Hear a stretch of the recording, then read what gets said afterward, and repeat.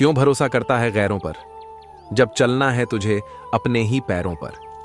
जब टूटने लगे हौसले तो यह याद रखना, बिना मेहनत के हासिल तख्तो ताज नहीं होते। ढूंढ लेना अंधेरे में ही मंजिल अपनी, क्योंकि जुगनू कभी रोशनी के मोहताज नहीं होते। खोकर पाने का मजा ही कुछ और है, रोकर मुस्कुराने का मजा ही कुछ और है। हार तो जिंदगी का हिस्सा है मेरे दोस्त, हार कर जीत जाने का मजा ही कुछ और है। क्यों डरे कि जिंदगी में क्या होगा, हर वक्त क्यों सोचें कि बुरा होगा। बढ़ते रहे मंजिल की ओर हम, कुछ ना मिला तो क्या तजुर्बा तो नया होगा। मिले ना मिले ये तो किस्मत की बात है, हम कोशिश ही ना करें ये तो गलत बात है। बदल जाओ वक्त के साथ या फिर वक्त बदलना सीखो, मजबूरियों को मत कोसो, हर हाल में चलना सीखो। कितनी भी पकड़ लो ये फिसलता जरूर है, ये वक्त है साहब बदलता जरूर है। एक अलग ही पहचान बनाने की आदत है मेरी, तकलीफों में भी मुस्कुराने की आदत है मेरी। मन के हारे हार है, मन के जीते जीत। कोई भी लक्ष्य इंसान के प्रयासों से बड़ा नहीं, हारा वही जो कभी लड़ा नहीं है। ये वक्त है एक दिन बदल जाएगा, आज तेरा है कल मेरा भी आएगा। तारीफ खुद की करना फिजूल है, खुशबू खुद ही बता देती है कौन सा फूल है।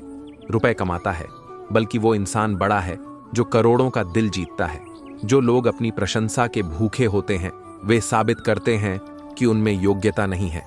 खुशी के लिए काम करोगे तो खुशी नहीं मिलेगी, लेकिन खुश होकर काम करोगे तो खुशी और सफलता दोनों मिलेगी। कमजोर वक्त होता है व्यक्ति नहीं, जिनसे कोई उम्मीद नहीं होती अक्सर वही कमाल करते हैं। किसी का आज देखकर उसका कल डिसाइड मत करना, संघर्ष जीवन का ही दूसरा नाम है। मुश्किल वक्त में कुछ लोग खुद टूट जाते हैं और कुछ लोग रिकॉर्ड तोड़ते हैं। अपना टाइम अपन लाएगा। यदि सूरज की तरह चमकना चाहते हो तो सूरज की तरह जलना भी होगा। ये जिंदगी है साहब, बिखरेंगे नहीं तो निखरेंगे कैसे। महानता कभी ना गिरने में नहीं, हर बार गिरकर उठ जाने में है। जीतने का असली मजा तभी है जब सभी आपके हारने का इंतजार कर रहे हों।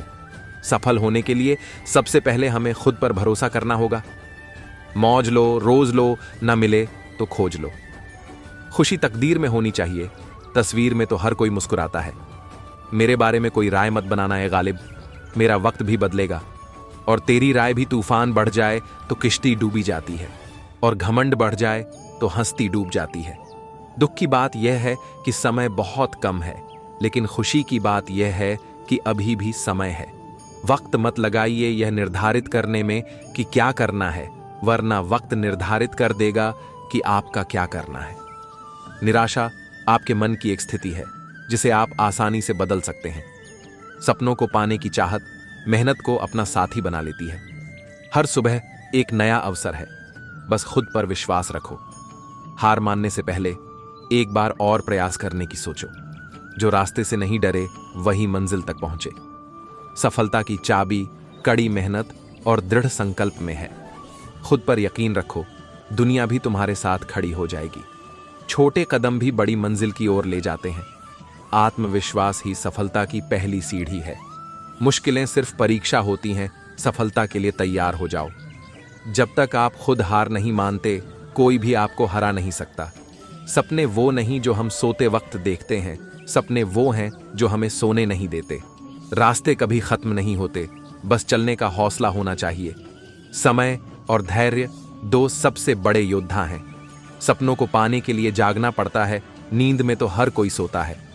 मुश्किलें आएंगी लेकिन हार मानना कभी मत। शिक्षा की जड़ें कड़वी होती हैं लेकिन फल मीठा होता है।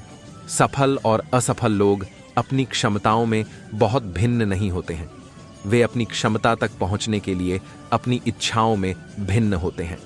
महत्वपूर्ण बात यह नहीं है कि हर बच्चे को पढ़ाया जाना चाहिए, बल्कि हर बच्चे को सीखने की इच्छा दी जानी चाहिए।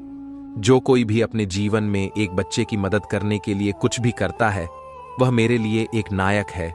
जो हम खुशी से सीखते हैं उसे हम कभी नहीं भूलते। मंजिल उन्हीं को मिलती है जिनके सपनों में जान होती है। पंख से कुछ नहीं होता, हौसलों से उड़ान होती है। हौसले बुलंद कर रास्तों पर चल दे, तुझे तेरा मुकाम मिल जाएगा। बढ़कर अकेला तू फैलकर देख कर तुझको काफिला खुद बन जाएगा। मत सोच इतना जिंदगी के बारे में, जिसने जिंदगी दी है उसने भी तो कुछ सोचा होगा। जो हो गया उसे सोचा नहीं करते, जब मिल गया उसे खोया नहीं करते, हासिल उन्हें होती है। सफलता जो वक्त और हालात पर रोया नहीं करते। सफर में मुश्किलें आई तो हिम्मत और बढ़ती है। अगर कोई रास्ता रोके तो जुर्रत और बढ़ती है। अगर बिकने पर आ जाओ तो घट जाता है दम अक्सर। न बिकने का इरादा हो तो कीमत और बढ़ती है। नजर को बदलो तो नजारे बदल जाते हैं। सोच को बदलो तो सितारे बदल जाते हैं।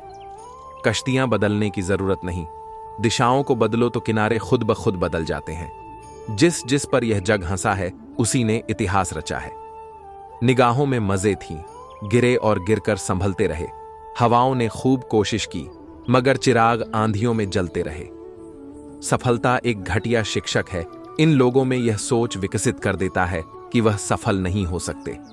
जो सही करने की हिम्मत उसी में आती है जो गलती करने से नहीं डरते हैं। आय साधारण लिखने वाले लोग यह दुनिया के सबसे अच्छे लोग होते हैं। यही वजह है कि भगवान ऐसे बहुत से लोगों का निर्माण करते हैं।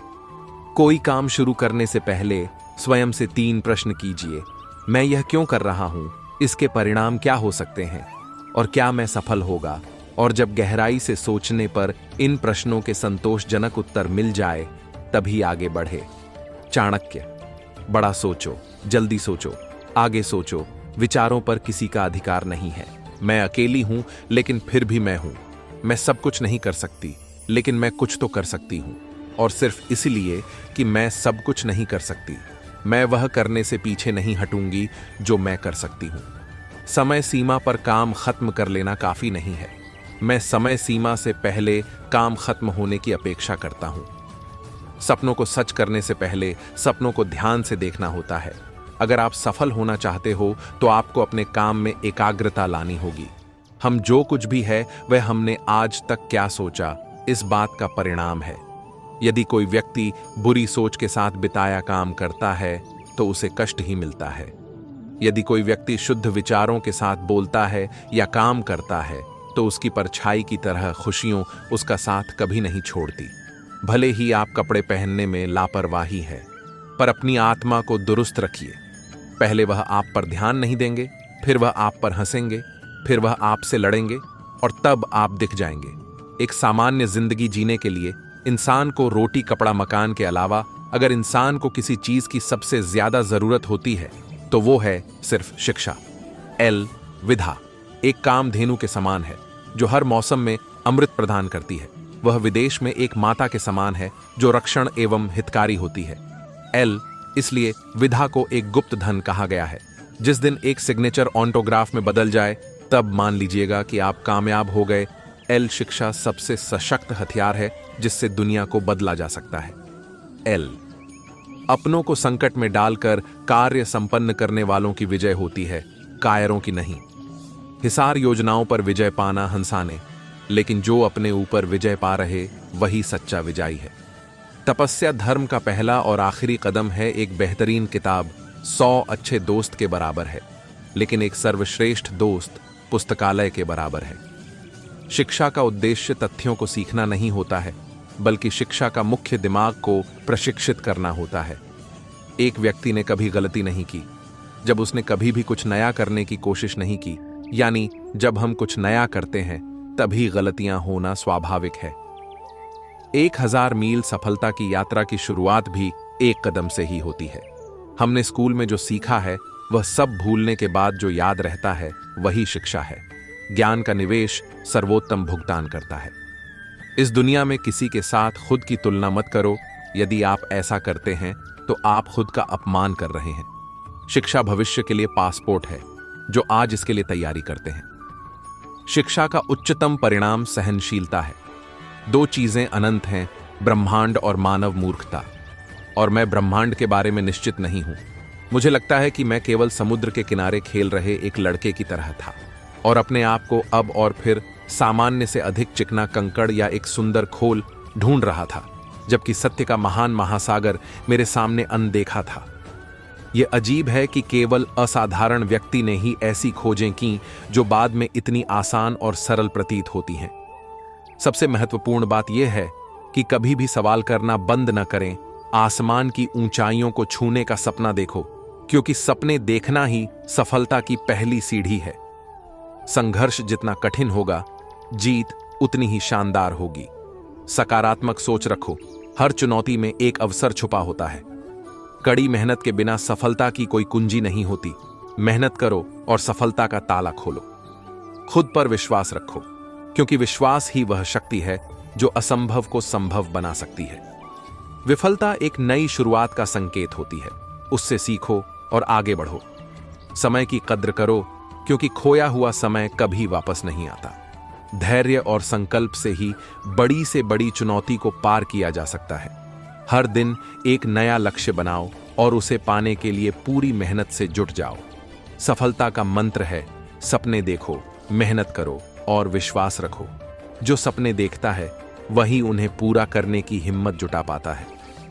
हर मुश्किल में छिपा होता है एक नया मौका, बस उसे पहचानने की जरूरत है। सफलता की राह पर चलने का पहला कदम है खुद पर विश्वास। विफलता केवल एक और मौका है फिर से बेहतर शुरुआत करने का। जब तक हिम्मत है तब तक हार नहीं होती। खुद को चुनौतियों के सामने झुकने मत दो, बल्कि उन्हें पार करने का हौसला रखो। हर दिन एक नई शुरुआत है, इसे पूरी ताकत से जियो। जो अपनी गलतियों से सीखता है वही सही मायनों में विजेता कहलाता है। सपनों को साकार करने के लिए उठाया हर कदम महत्वपूर्ण है। अपने मन को इतना मजबूत बनाओ कि असफलता भी तुम्हें रोक न सके। अच्छे लोग और अच्छी किताबें तुरंत समझ में नहीं आते, उन्हें गहराई से जानना और समझना पड़ता है। सपने वही सच्चे होते हैं जो मेहनत के पसीने से सींचे जाते हैं। ज्ञान की रोशनी से ही सफलता का सूरज चमकता है। हर दिन कुछ नया सीखो, सफलता खुद तुम्हें ढूंढ लेगी।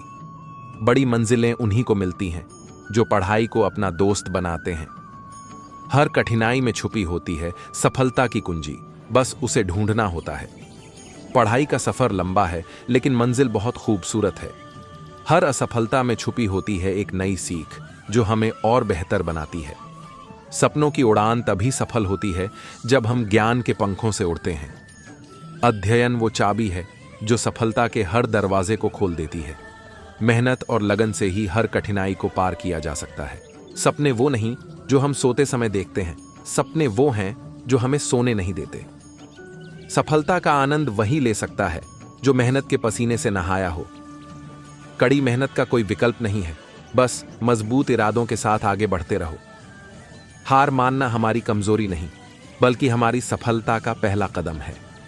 खुद पर भरोसा रखो, आपके सपने आपकी मेहनत से ही सच होंगे।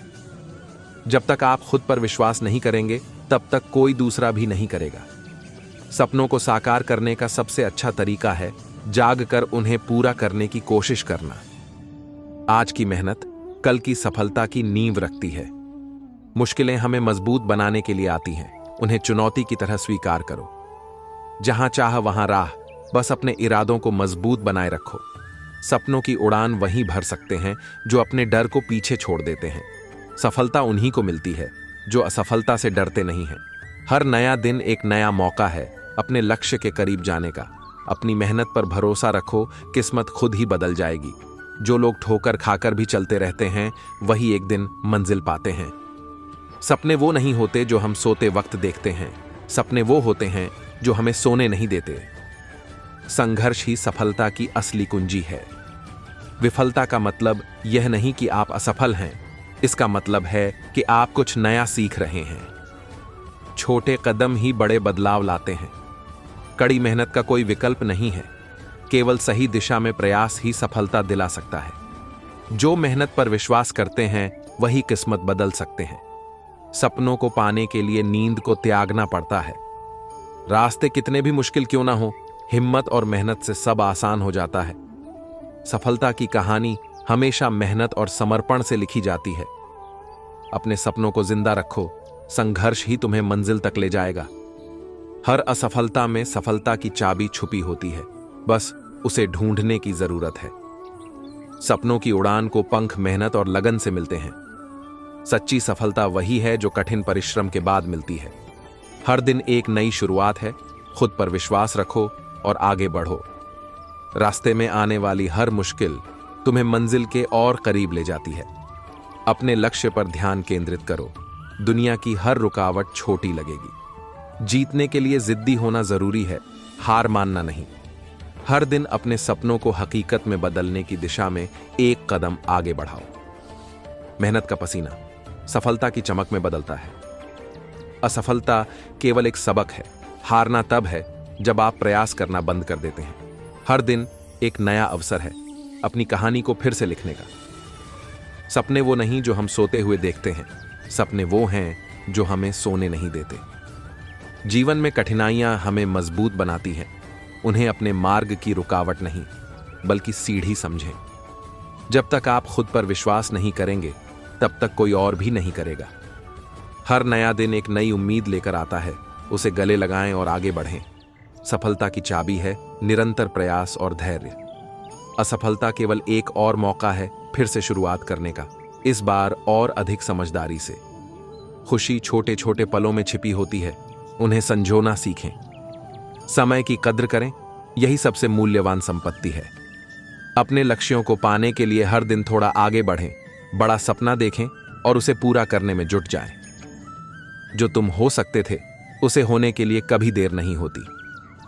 अपने विचारों को सकारात्मक रखो क्योंकि वही तुम्हारे शब्द बनेंगे। हर सुबह उठो और खुद से कहो, आज का दिन मेरा दिन है। जो लोग खुद पर विश्वास रखते हैं वे दुनिया को बदलने का साहस रखते हैं। छोटी छोटी जीतें ही बड़ी सफलताओं की नींव होती है। हर दिन एक नई शुरुआत होती है, इसे खास बनाएं। सपनों को हकीकत में बदलने का समय अब है। खुद पर विश्वास रखो, सब कुछ संभव है। जिंदगी को हर दिन एक नई दिशा दो। हार मानना आसान है लेकिन जीतने का असली मजा संघर्ष में है। सफलता की राह पर धैर्य और मेहनत सबसे बड़े साथी हैं। जोश और जुनून से भरा दिल हर मुश्किल को आसान बना देता है। खुशियों को अपने दिल में जगह दो, वे तुम्हारे जीवन को रोशन कर देंगी। हर छोटी कोशिश एक बड़ा बदलाव ला सकती है। अपनी सीमाओं को खुद परिभाषित करो, दूसरों को नहीं। असफलता के डर को अपने सपनों के बीच की बाधा मत बनने दें, बल्कि उसे अपने सफल होने की प्रेरणा बनाएं। सपने देखने से ज्यादा जरूरी है उन सपनों के पीछे लगन और मेहनत से काम करना। हर दिन एक नई शुरुआत है। अपने बीते कल को भूलकर आज से नई उम्मीदों के साथ आगे बढ़ें। सच्ची सफलता उस पल से शुरू होती है जब आप अपने सबसे बड़े डर को पार कर लेते हैं। जीवन में सबसे बड़ा जोखिम है कभी भी अपने सपनों को पूरा करने की कोशिश न करना। हर कठिनाई एक अवसर है जो हमें और मजबूत और सशक्त बनाती है। सपनों को हकीकत में बदलने के लिए सबसे पहले अपने आत्मविश्वास को मजबूत बनाना होता है। आपकी सबसे बड़ी शक्ति आपकी आत्म प्रेरणा है। यही आपको हर मुश्किल को पार करने में मदद करती है। सपने वो हैं जिनके लिए हमें जागना पड़ता है और उन्हें सच करने के लिए हर दिन मेहनत करनी पड़ती है। जिंदगी में सफल होने के लिए सबसे जरूरी है अपने प्रयासों को कभी भी कम नहीं करना। जीवन की सबसे बड़ी यात्रा आत्म खोज की होती है। खुद को जानो और बाकी सब खुद ब खुद ठीक हो जाएगा। सपने वो नहीं जो हम सोते वक्त देखते हैं, बल्कि सपने वो हैं जिनके लिए हम सोने नहीं देते। हर दिन एक नई शुरुआत है। बीते कल की गलतियों को छोड़ो और आज से एक बेहतर कल की ओर बढ़ो। सकारात्मक सोच एक अलौकिक शक्ति है जो आपके जीवन को उज्जवल कर सकती है। हर विचार को अच्छे की ओर मोड़ो। समय और स्थिति बदलते हैं, लेकिन आपकी सोच का सकारात्मक रुख हमेशा आपके साथ रहना चाहिए। अपने जीवन में खुश रहना है तो दूसरों को खुश देखो। खुशी बांटने से खुद ब खुद बढ़ जाती है। जो भी काम तुम प्यार से करोगे वही तुम्हारी सफलता की कुंजी बनेगा। हर चुनौती एक नया अवसर है जो तुम्हें और मजबूत और सशक्त बनाएगा। सपनों को हकीकत में बदलने की शुरुआत हमेशा एक छोटे कदम से होती है। जब भी हार का एहसास हो, याद रखो, हर असफलता एक नई दिशा दिखाती है। सपनों की ऊंचाई को छूने के लिए हमें पहले अपनी कठिनाइयों के परे उड़ना होगा। जो मार्ग कठिन होता है वही अंततः हमें सच्ची सफलता की ओर ले जाता है। जब अंधेरे की गहराई में खो जाते हैं तभी सितारों की चमक सबसे स्पष्ट होती है। सफलता की ऊंचाइयों तक पहुंचने के लिए हमें हर ठोकर को एक सीढ़ी की तरह देखना होगा। खुद पर विश्वास करने की शक्ति ही हमें हर मुश्किल को पार करने की हिम्मत देती है। हर गिरावट एक नई शुरुआत की ओर इशारा करती है। बस हमें उठकर आगे बढ़ना सीखना होगा। असफलता सिर्फ एक पड़ाव है जो हमें सच्ची जीत की ओर ले जाने वाला मार्ग प्रशस्त करती है। मन की गहराई में छिपी इच्छाओं को जगाने के लिए आत्मसंवाद सबसे प्रभावशाली होता है। हर सुबह एक नया अवसर लाती है खुद को साबित करने का और अपनी दिशा निर्धारित करने का। सपने हमारे भीतर की शक्ति को उजागर करते हैं। उन्हें पूरा करने का साहस खुद में ही खोजना पड़ता है। सपने बड़े हों, राहें कितनी भी कठिन हों, हर कदम पर विश्वास बनाए रखें। सफलता की ओर हर कदम एक नई शुरुआत है। सपनों को साकार करने की शुरुआत खुद से ही होती है। हर कठिनाई एक नई ताकत का अवसर होती है। अपने अंदर की आग को जलाए रखें। सफलता खुद ब खुद आपके पास आएगी। सफलता पाने के लिए मेहनत पर भरोसा रखें। किस्मत का खेल तो जुए की तरह होता है। दर्द, दुख और डर केवल आपके अंदर ही हैं। अपने बनाए हुए पिंजरे से बाहर निकलें। आप भी एक विजेता हैं। समय का काम चलता रहता है। यदि अच्छा है तो आभार व्यक्त करें और बुरा है तो धैर्य रखें। सिर्फ अध्ययन से सफलता नहीं मिलती, समर्पण, मेहनत और सही मार्ग पर चलने की क्षमता भी महत्वपूर्ण है। असली उड़ान अभी बाकी है। परिंदे की परीक्षा अभी बाकी है। समुद्र को पार किया है, पूरा आकाश अब भी बाकी है। जो लोग इंतजार करते हैं उन्हें वही मिलता है जो प्रयास करने वाले छोड़ देते हैं। मैं ऐसा खेल नहीं खेलता जहां जीत तय हो, क्योंकि सच्ची जीत का आनंद तब है जब हारने का जोखिम हो। गिरना भी अच्छा है, इससे हमारी असली स्थिति का पता चलता है और यह भी समझ आता है कि कौन हमें सहारा देता है। जिंदगी में ज्ञान केवल पढ़ाई से नहीं मिलता, तुम्हारे अनुभव भी सफलता की कुंजी होते हैं। यह सोचना कि जीवन सिर्फ एक बार मिलता है गलत है। असल में मृत्यु एक बार आती है, जबकि जीवन हर दिन नई शुरुआत का मौका देता है। जो लोग जीवन में कुछ बड़ा हासिल करना चाहते हैं वे समुद्र को भी पत्थरों से पार कर जाते हैं। संघर्ष हमें ताकतवर बनाता है, भले ही हम कितने भी कमजोर क्यों न महसूस करें। कभी भी मत सोचो कि तुम कमजोर हो। हमारे भीतर अनंत शक्ति का भंडार छिपा हुआ है। जिंदगी की यात्रा जितनी कठिन होगी, मंजिल उतनी ही खूबसूरत होगी। सफलता या विफलता आपकी मानसिकता पर निर्भर करती है। ये कहानी है गुरुकुल में पढ़ने वाले एक शिष्य की, जिसका अंतिम दिन था गुरुकुल में। जब वह अपने गुरु को अंतिम प्रणाम करने पहुंचा तो गुरुजी ने उसको बदले एक भेंट दी और कहा कि ये एक ऐसा शीशा है जो सामने वाले के मन में क्या चल रहा है वो सब बता देता है। शिष्य यह देखकर बड्ढा प्रसन्न हुआ और उसे लगा कि सबसे पहले गुरुजी को ही देख लेते हैं कि गुरुजी कैसे हैं। और जब उसने गुरुजी की तरफ शीशा घुमाया तो उसे गुरुजी के अंदर दुर्गुण दिखाई दिए। उनमें क्रोध, द्वेष, अहंकार बचा हुआ है और गुरुजी थे, कुछ बोला नहीं और प्रणाम कर भेंट लेकर निकल लिया। जब वह शिष्य वहां से बाहर आया और सोचने लगा कि कैसे गुरु है, इनको मैंने अपना आदर्श माना और इनके अंदर ही अवगुण बचे हुए हैं और इन्होंने उन अवगुणों अब तक खत्म नहीं किया और इनमें बहुत बुराइयां बची हुई है। रास्ते में उसे जब अपना दोस्त मिला तब उसे लगा कि दोस्त परीक्षा ले लेते हैं। उसके पास ऐसा शीशा था जो सामने वाले के मन में क्या चल रहा है वो आसानी से पता कर सकता था। तब उसने अपने दोस्त को उस शीशे को देखने को बोल दिया और देखा कि दोस्त के अंदर भी बहुत सारे अवगुण हैं। उसका भरोसा टूट गया दोस्त से भी और आगे बढ़ा तो एक रिश्तेदार दिखाई दिए। तब उसे लगा कि चलो इनका भी हाल जान लेते हैं। उनको भी शीशा दिखाया और तभी शिष्य उनके मन के भाव पढ़ लिए कि रिश्तेदार में भी कमियां हैं। अब उस शिष्य का भरोसा धीरे धीरे संसार से उठाने लगा और कहने लगा कि गुरुजी, दोस्त और रिश्तेदार में कमियां हैं।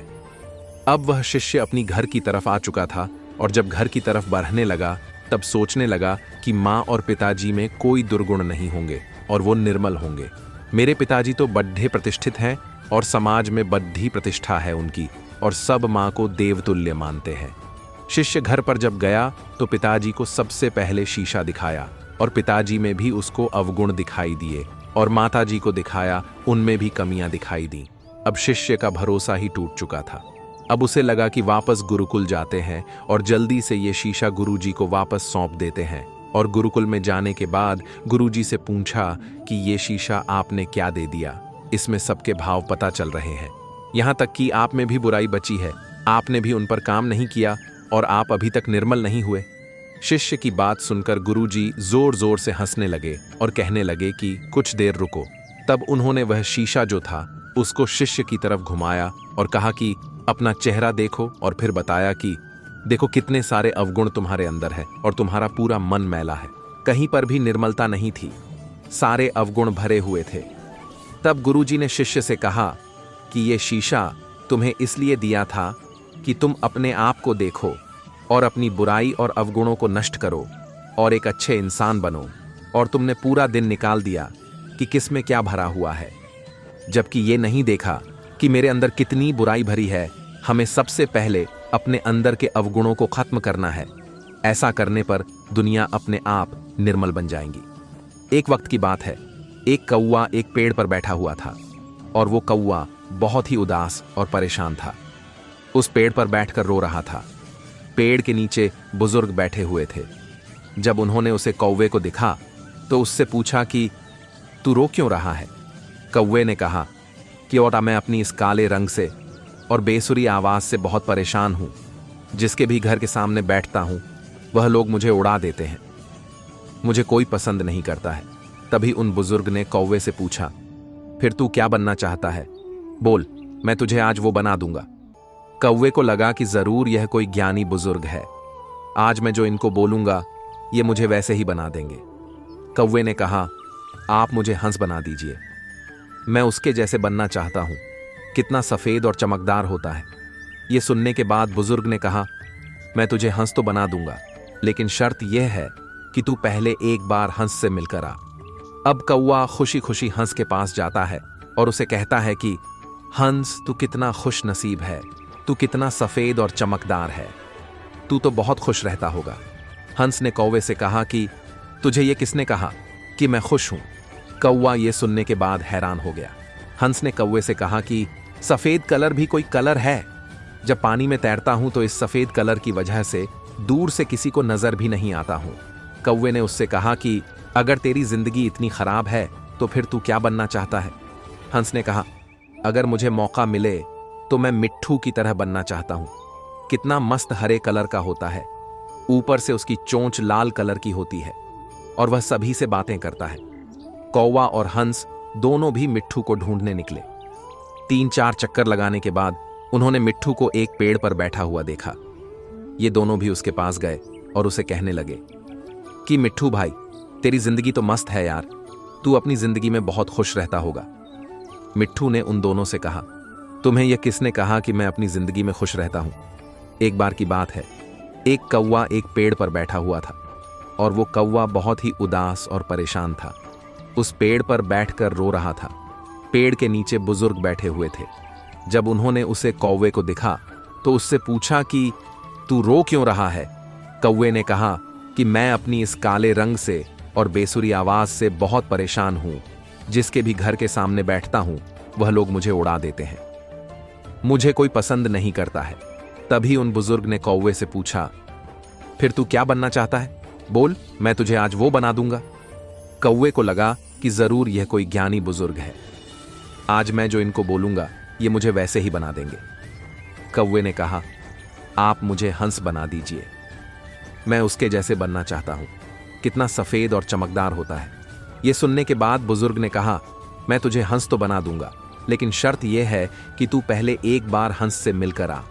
अब कौवा खुशी खुशी हंस के पास जाता है और उसे कहता है कि हंस, तू कितना खुश नसीब है, तू कितना सफेद और चमकदार है, तू तो बहुत खुश रहता होगा। हंस ने कौवे से कहा कि तुझे ये किसने कहा कि मैं खुश हूं? कौवा ये सुनने के बाद हैरान हो गया। हंस ने कौवे से कहा कि सफेद कलर भी कोई कलर है? जब पानी में तैरता हूं तो इस सफेद कलर की वजह से दूर से किसी को नजर भी नहीं आता हूं।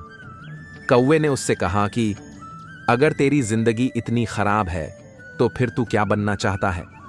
हंस ने कहा, अगर मुझे मौका मिले तो मैं मिट्ठू की तरह बनना चाहता हूं। कितना मस्त हरे कलर का होता है, ऊपर से उसकी चोंच लाल कलर की होती है और वह सभी से बातें करता है। कौवा और हंस दोनों भी मिट्ठू को ढूंढने निकले। 3-4 चक्कर लगाने के बाद उन्होंने मिट्ठू को एक पेड़ पर बैठा हुआ देखा। ये दोनों भी उसके पास गए और उसे कहने लगे कि मिट्ठू भाई, तेरी जिंदगी तो मस्त है यार, तू अपनी जिंदगी में बहुत खुश रहता होगा। मिट्ठू ने उन दोनों से कहा, तुम्हें यह किसने कहा कि मैं अपनी जिंदगी में खुश रहता हूं? कौवे ने कहा, तुझे क्या प्रॉब्लम है? मिट्ठू ने कहा, यह भी कोई रंग है, हरा कलर, पेड़ों के कलर में मिल जाता हूं।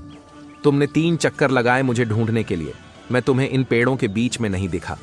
अब कौवे ने उससे कहा, फिर तू किसके जैसा बनना चाहता है?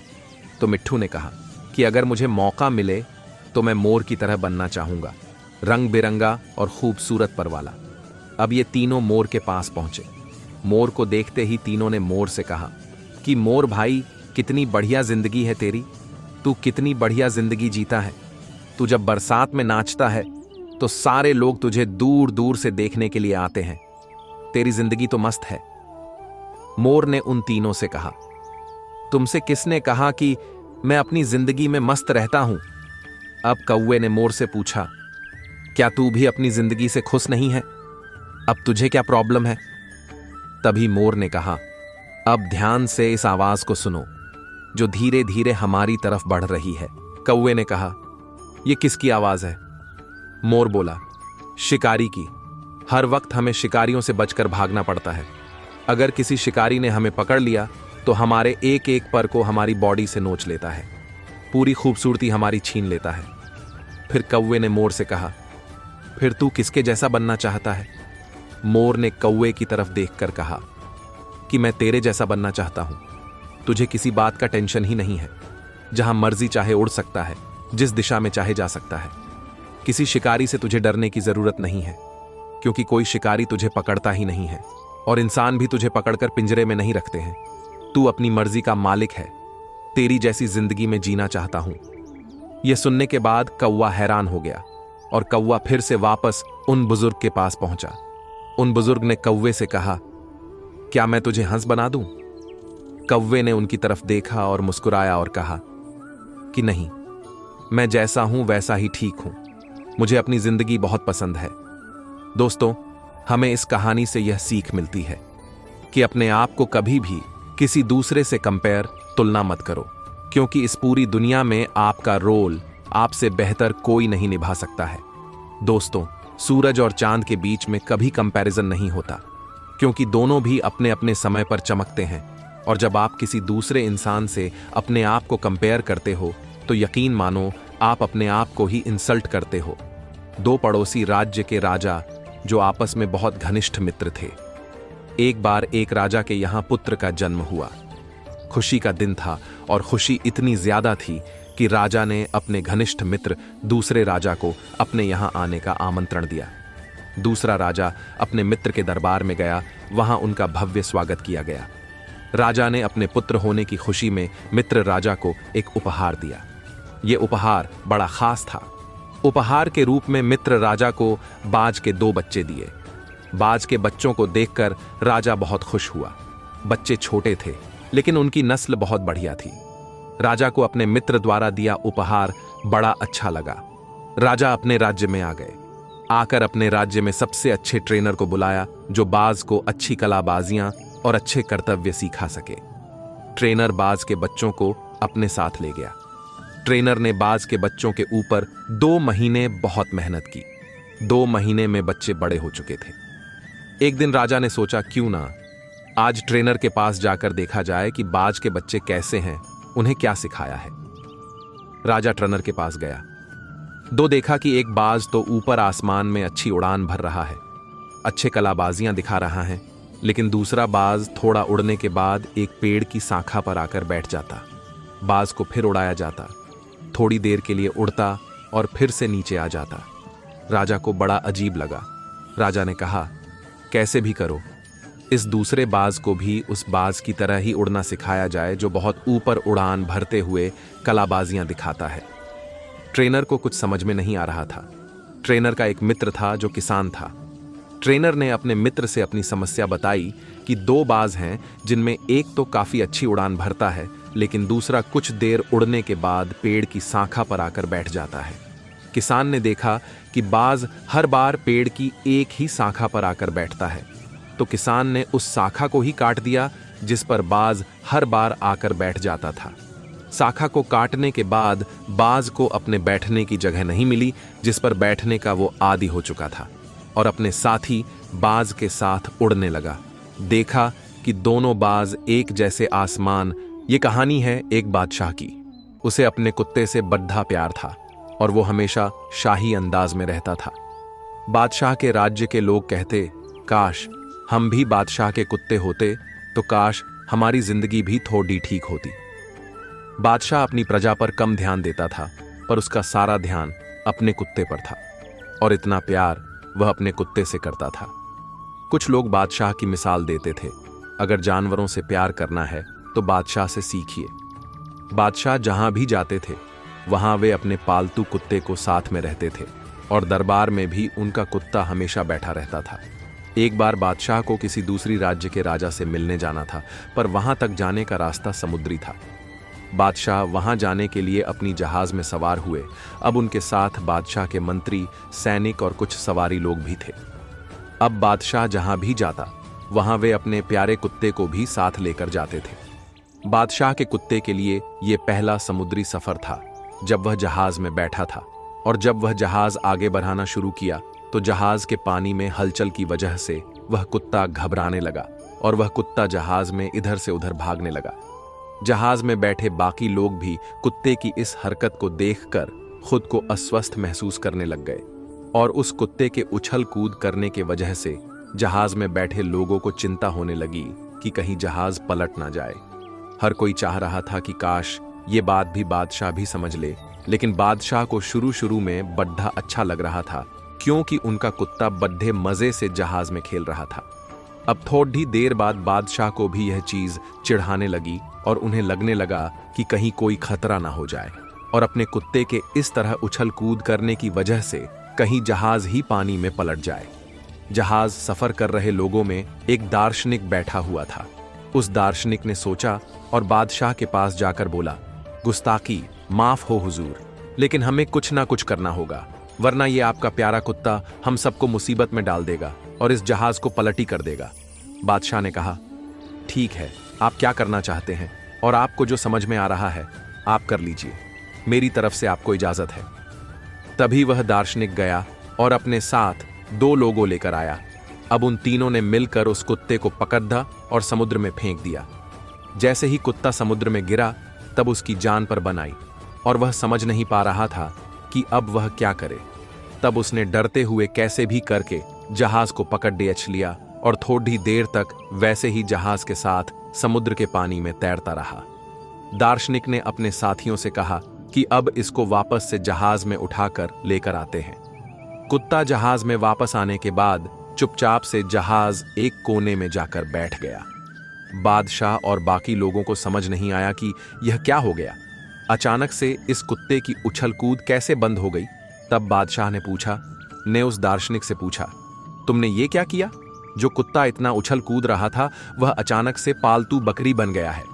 दार्शनिक ने कहा, बादशाह बद्धी, सीधी सी बात है, जिंदगी में जब तक खुद पर कोई परेशानी नहीं आती तब तक हमें दूसरे की परेशानियां समझ नहीं आती, और खुद की जान पर जब बन आती तब हम दूसरे की परिस्थितियों अपने आप समझ जाते हैं। कमी देखनी है और बुराई देखनी है तो सबसे पहले खुद की देखिए और उसे ठीक करने की कोशिश करिए।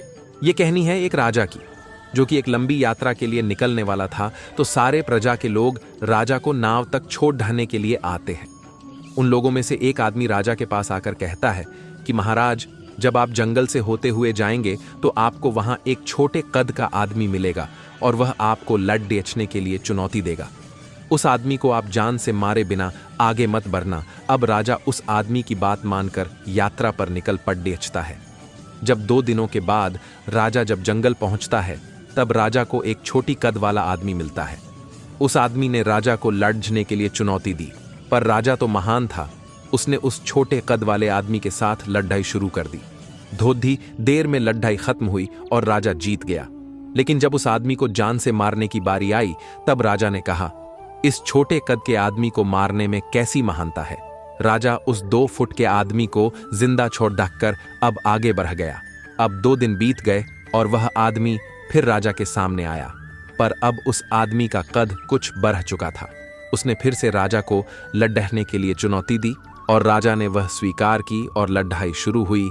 जब लड़ाई खत्म हुई तब राजा फिर जीत गया, लेकिन बार भी राजा ने उस आदमी को यह कहकर छोड़ दिया कि इस आदमी को मारने में कैसी महानता है। 2 दिनों बाद वापस वह आदमी राजा के सामने आया। अब उस आदमी का कद राजा के कद के बराबर था। उसने फिर राजा को लड़ने के लिए चुनौती दी। फिर लड़ाई में राजा जीत गया, लेकिन इस बार भी राजा ने उसे मारा नहीं था। इसी तरह हर बार राजा उसे छोड़ता गया और एक दिन ऐसा आया कि उस आदमी का कद अब राजा से भी बढ़ गया। उसने फिर राजा को लड़ने के लिए चुनौती दी, लेकिन इस बार राजा थोड़ा डर गया। लेकिन राजा महान था, उसने चुनौती को स्वीकार किया। लड़ाई शुरू हुई और राजा इस बार बहुत जख्मी हुआ, लेकिन राजा जैसे तैसे करके उस आदमी को हरा दिया। पर इस बार राजा ने उस आदमी को जिंदा नहीं छोड़ा, उसे जान से मार दिया। आपके जिंदगी में कितनी भी छोटी परेशानी क्यों ना आए, उसे खत्म किए बगैर आगे मत बढ़ाना, क्योंकि कल को वही छोटी परेशानी आगे बढ़ाकर आपके सामने बहुत बड़ी होकर आएंगी। इन छोटी परेशानियों को हल करने से आपको अनुभव मिलता है और जीवन में अगर आपके सामने कोई बड़ी परेशानी आए तो आप उसे आसानी से हल कर सकते हैं। एक बार एक आलसी टिड्डा था जिसका नाम था बुद्धूमल। वह हमेशा बिस्तर में पड़े रहता था, न कोई काम करना न ही कहीं जाना। लेकिन उसे लगता था वह सबसे ज्यादा बुद्धिमान है, इसलिए वह उसके घर के सामने आने जाने वालों को चिढ़ाया करता है और उन पर कुछ कुछ बोलकर फप्तियां कसता रहता था। तभी उसने देखा एक चींटियों का झुंड जो उसके घर के सामने से कतार बनाकर जा रही थी। उसने सोचा, चलो इनका मजा लेते हैं। उसने उन चींटियों के सामने अपना पैर रख दिया। तब चींटियों ने उसके पैरों के किनारे से रास्ता बनाकर जाने लगी। तब टिड्डे ने एक बड्ढी लकड़ी को उन चींटियों के रास्ते में रख दिया। तो क्या देखा? वो चींटियों ने रास्ते में रख दिया तो क्या देखा? वो चींटियों ने उस लकड़ी के बड्ढे से टुकड़े के ऊपर से रास्ता बना लिया और फिर चलने लगी। तब वह टिड्डे ने एक बाल्टी पानी लाकर उन चींटियों के रास्ते में डाल दिया। इस पर आगे चलने वाली चींटी ने कहा, हे बुद्धूमल टिड्डे, तुम्हारी समस्या क्या है? खुद तो कुछ काम धाम करते नहीं और हमारा भी रास्ता क्यों रोक रहे हो? तब टिड्डे ने पूछा, अरे तुम लोग इतनी लाइन बनाकर जाती कहां हो? क्यों हमेशा यहां वहां भागती रहती हो? कुछ आराम क्यों नहीं करती? तब चींटी ने जवाब दिया, हम स्वार्थी नहीं हैं, हम अपने मित्रों के लिए भोजन इकट्ठा करती हैं। हमें मालूम है बरसात आ रही है और फिर ठंड का मौसम आएगा, उस समय हम कुछ नहीं कर पाएंगी, इसलिए हम अभी काम करती हैं।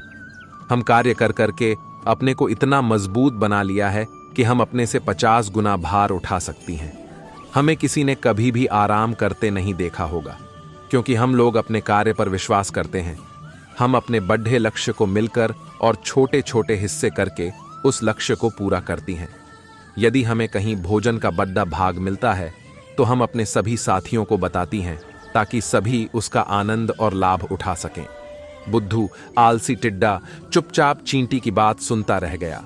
सफलता सूझबूझ के साथ अपने लक्ष्य के प्रति लगातार चलने और कठिन परिश्रम से मिलती है, आलस से नहीं। एक बार स्कूल के प्रिंसिपल प्राध्यापक ने इन दोनों बच्चों पर एक शोध करना चाहा। उसने दोनों को अलग अलग अंधेरे कमरों में रखा। निराशावादी के कमरे में खिलौने थे और तमाम सुविधाओं को रखा गया था, लेकिन आशावादी को एक ऐसे कमरे में रखा गया जहां घोड़े की लीद से भरा हुआ था। वहां केवल बदबू ही बदबू थी और कुछ भी सुविधाएं नहीं थी। दोनों से कहा गया, जो भी उन कमरों में तुम्हें मिलेगा वो तुम्हारा इनाम होगा। लड्ढका बद्धा ही उदास था, आंखों में आंसू थे और अपने खिलौनों और सुविधाओं को पाकर भी कूद रहा था। लेकिन जब उस आशावादी का कमरा खोला गया और लाइट की गई तो क्या देखा, वह बहुत ही खुशी से उन घोड़े की लीद को तेजी हटा रहा था, जैसे कुछ खोज रहा हो। जीवन खुलकर आनंद से जीते हैं, उसी समय निराशावादी हमेशा संदेह में और निराशा में जीवन काटते हैं। इसलिए आप खुलकर भरपूर जीवन जिएं। मंजिलें क्या हैं, रास्ता क्या है, हौसला हो तो फासला क्या है। हर कदम ऐसा चलो कि निशान बन जाए। यहाँ जिंदगी तो हर कोई काट लेता है। जिस काम में सफल होने की संभावना ज्यादा हो उसको करने पर हम सफल होते हैं, लेकिन जिस काम में असफलता की संभावना ज्यादा हो उसको करने पर हम श्रेष्ठ होते हैं। न कोई कठिनाई न कोई तकलीफ, तो क्या मजा है जीने में। बड्ढे बड्ढे तूफान थम जाते हैं जब आग लगी हो सीने में। एक बार की बात है, एक राजा अपने सिपाहियों के साथ जंगल में शिकार के लिए गया, लेकिन अचानक बारिश का मौसम होने की वजह से आकाश में अंधेरा छाने लगा। राजा अपने महल से भटक गया और सिपाहियों से अलग हो गया। भूख, प्यास और थकावट की वजह से उस राजा की हालत बहुत बुरी हो गई थी। राजा बहुत परेशान हो गया, लेकिन कुछ वक्त बाद राजा को 3 बच्चे दिखाई दिए। तीनों बच्चे काफी अच्छे दोस्त लग रहे थे। राजा ने उन तीनों बच्चों को अपने पास बुलाया और कहा, क्या तुम मेरे खाने के लिए खाना और पीने के लिए पानी ला सकते हो? यह सुनकर तीनों बच्चों ने कहा, जी, हम अभी घर जाकर आपके लिए कुछ लेकर आते हैं। यह कहकर तीनों बच्चे अपने गांव की तरफ भागे और अपने घर से राजा के खाने के लिए काफी कुछ ले आए। राजा बच्चों के जोश और प्यार को देखकर बहुत खुश हुए और तीनों बच्चों से एक सवाल पूछा, बच्चों, मुझे आज तुम तीनों से मिलकर बहुत खुशी हुई है। तुम अपने जीवन में क्या करना चाहते हो? मुझे बताओ, मैं तुम्हारे लिए कुछ करना चाहता हूं। बोलो, तुम्हें क्या चाहिए? यह सुनकर तीनों बच्चे कुछ देर तक सोचते रहे और फिर थोड़ी देर में उनमें से एक लड़के ने कहा, मुझे धन चाहिए। मैंने कभी 2 वक्त की रोटी नहीं खाई, कभी अच्छे कपड़े नहीं पहने, इसलिए मुझे सिर्फ धन ही चाहिए। राजा ने कहा, ठीक है, मैं तुम्हें इतना धन दूंगा कि तुम हमेशा खुश रहोगे। ये सब सुनकर इस बच्चे की खुशी का ठिकाना नहीं रहा। अब दूसरे बच्चे की बारी थी, तो राजा ने दूसरे बच्चे से पूछा, बताओ, तुम्हें क्या चाहिए? दूसरे बच्चे ने कहा, मैं चाहता हूं कि मुझे एक बंगला और घोड़ा गाड़ी दे मिल जाए, क्योंकि मेरा घर छोटा है और बहुत बुरी हालत में है। यह सुनकर राजा ने कहा, ठीक है, मैं तुम्हें बाला और घोड़ा गाड़ी दूंगा। अब तीसरे बच्चे की बारी थी, तो राजा ने तीसरे से पूछा, बताओ, तुम्हें क्या चाहिए? तीसरे बच्चे ने कहा, मुझे ना धन चाहिए और ना ही बंगला। मुझे आप ऐसा आशीर्वाद दीजिए कि मैं विद्वान बन जाऊं और शिक्षा पूरी होने के बाद अपने देश की सेवा करने के लायक बन जाऊं। जब राजा ने तीसरे बच्चे की बात सुनी, राजा तीसरे बच्चे से बहुत खुश हुए और राजा ने उस तीसरे बच्चे के लिए सर्वोत्तम शिक्षा का इंतजाम करवाया। तीसरा बच्चा बहुत मेहनती था, इसलिए दिन रात एक करके उसने पढ़ाई की और बहुत बड़ा विद्वान बन गया और सही वक्त आने पर राजा ने उसे अपने राज्य का मंत्री बना दिया। अचानक राजा को सालों पुरानी वो घटना याद आ गई। राजा ने मंत्री से कहा, कई सालों पहले तुम्हारे साथ जो 2 बच्चे थे, अब उनका क्या हाल है? मैं एक बार चाहता हूं कि तुम तीनों से एक साथ फिर से मिलूं। एक काम करो, अपने तीनों दोस्तों को कल खान पर आमंत्रित कर लो। मंत्री ने अपने दोस्तों के पास यह संदेश भेज दिया। अगले दिन तीनों दोस्त राजा के सामने उपस्थित हुए। राजा ने कहा, आज मैं तुम तीनों को फिर से एक साथ देखकर बहुत खुश हूं। राजा ने मंत्री के कंधे पर हाथ रखकर कहा, इनके बारे में तो मैं जानता हूं, तुम दोनों मुझे अपने बारे में कुछ बताओ। यह सुनकर जिस लड़के ने धन मांगा था, उस लड़के ने कहा, महाराज, मैं बहुत परेशान हूं। आपने जितना धन मुझे दिया था, उतना धन पाकर मैं बहुत आलसी हो गया और मैंने बहुत सी बेकार चीजों में अपने धन को बर्बाद किया और मेरा बहुत सारा धन चोरी भी हो गया। इसलिए मैं आज उसी हालत में हूं जिसमें आपने मुझे पहले देखा था।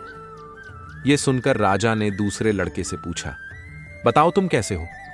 दूसरे लड़के जवाब दिया, महाराज, मेरा भी कुछ ऐसा ही हाल है। मैं तो अपने बंगले में बहुत खुशी और सुकून से रह रहा था, लेकिन कुछ वक्त पहले आई बाढ़ में मेरा सब कुछ बर्बाद हो गया।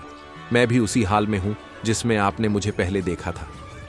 यह सब सुनकर राजा ने कहा, अब इस बात को हमेशा याद रखना कि धन, दौलत, संपत्ति हमारे पास हमेशा नहीं रहती, लेकिन ज्ञान और शिक्षा ऐसे अनमोल खजाने हैं जो हमेशा हमारे पास रहते हैं और इसे कोई चुरा भी नहीं सकता। अगर तुम शिक्षा में विद्वान बन जाओगे तो धन और संपत्ति अपने आप तुम्हें मिल जाएंगे। धन पाने का लालच हर किसी को होता है। हर कोई चाहता है कि वो अच्छे घर में रहे, अच्छा खाना खाए और अच्छे कपड़े पहनकर एक सेठ की जिंदगी जिए। लेकिन ज्ञान और शिक्षा के बिना अगर आपको बंगला, पैसा, गाड़ी मिल भी जाए, तब भी वो आपके किसी काम का नहीं, क्योंकि तब आपको समझ ही नहीं आएगा कि इसे संभालना कैसे है। जब जोविंद ने आईएएस की तैयारी शुरू की तो उनके लिए कई संघर्षों का सामना करना पड़ा। उन्हें विभिन्न विषयों की गहरी समझ और पाठ्यक्रम की समीक्षा करने की जरूरत थी, लेकिन उन्होंने हार नहीं मानी और निरंतर मेहनत की। जोविंद की मेहनत और लगन ने उन्हें 2012 में आईएएस परीक्षा में सफलता दिलाई। उन्होंने अपने सपनों को पूरा किया और अपनी मेहनत से उत्तर प्रदेश के मुख्य सचिव के रूप में काम किया। जोविंद जायसवाल की कहानी हमें यह सिखाती है कि मेहनत, लगन और उत्साह के साथ किसी भी सपने को पूरा किया जा सकता है। अगर हम सच्चे दिल से किसी चीज को चाहते हैं और उसके लिए पूरी दिल से मेहनत करते हैं तो अपने लक्ष्यों को हासिल करना मुश्किल नहीं होता। किसी ने सही कहा है, जहां चाह है वहां राह है। अगर चाह लो तो पूरी दुनिया आपके कदमों में झुक जाएगी। बस सच्ची लगन और सच्ची मेहनत के साथ आपको अपने कार्य में लगे रहना है। एक बार की बात है, एक घर में आग लग गई। घर में से सभी लोगों को निकाला गया। मोहल्ले के कुछ लोग आग बुझाने में लग गए तो कुछ लोग सिर्फ देख रहे थे। उसी घर में एक चिड़िया का घोंसला भी था। चिड़िया अपनी चोंच में थोड़ा पानी लाती और आग के ऊपर डाल देती, लेकिन आग बुझ ही नहीं रही थी। लेकिन चिड़िया भी रुक नहीं रही थी। वो बस अपनी चोंच में पानी भर कर लाती और आग में डाल देती। चिड़िया को बार बार मेहनत करते देख कौवा उसको देखकर हंसने लगा और बोला, चिड़िया तू पागल है क्या? तुझे क्या लगता है ये घर देख इतना बड़ा है और तेरी चोंच इतनी छोटी है। तुझे क्या लगता है तेरे बुझाने से ये आग बुझ जाएगी? चिड़िया ने कहा, हाँ मैं जानती हूं कि मेरे बुझाने से ये आग नहीं बुझेगी, लेकिन जब भी इस आग के बारे में बात होगी तब मेरा नाम आग बुझाने वालों में होगा और तेरा नाम तमाशा देखने वालों में होगा। हमारी जिंदगी में भी ऐसे बहुत सारे लोग होते हैं जिनको हमारी सक्सेस बुरी लगती है। वो हमेशा हमारे अंदर कोई ना कोई कमी निकालते हैं और अगर हमसे कोई छोटी सी भी गलती हो जाए तो उसका तमाशा बना देते हैं। इसलिए हमेशा ऐसे लोगों से दूर रहना ही बेहतर होता है। सफलता के लिए समर्पण और मेहनत आवश्यक है। अपने सपनों को पूरा करने के लिए साहसी बने। असफलता से सीखो और आगे बढ़ो। अपने लक्ष्यों को प्राप्त करने के लिए दृढ़ रहें। जीवन में चुनौतियों का सामना करना सीखें। अपने आप पर विश्वास रखो। निरंतर प्रयास से सफलता मिलती है। अपने जुनून को पूरा करने के लिए काम करें। सफलता के लिए धैर्य और स्थिरता आवश्यक है। अपने डर को दूर करने के लिए साहसी बने। एक बार की बात है, दो दोस्त समंदर के किनारे शंख ढूंढने के लिए गए। उन्होंने सोचा कि शंख मिलने के बाद हम उन्हें बाजार में बेच देंगे, जिससे हमें अच्छे खासे पैसे मिल जाएंगे। तो जब वो दोनों दोस्त शंख ढूंढने के लिए गए तो एक दोस्त को शुरू में ही बड़ा शंख मिल गया। उसने अपने दोस्त को बड़ा शंख दिखाते हुए कहा कि अगर मैं इस बड़े शंख को बाजार में जाकर बेचा तो मुझे बहुत सारे पैसे मिल जाएंगे। अब यह देखकर वह दूसरा दोस्त भी बड़ा शंख ढूंढने में लग गया। उसके दिमाग में सिर्फ बड़ा शंख ही घूम रहा था और इसी चक्कर में उसे जो भी छोटे छोटे शंख मिलते उन्हें वह वापस समंदर में फेंक देता और फिर से वह बड़ा शंख ढूंढने में लग जाता।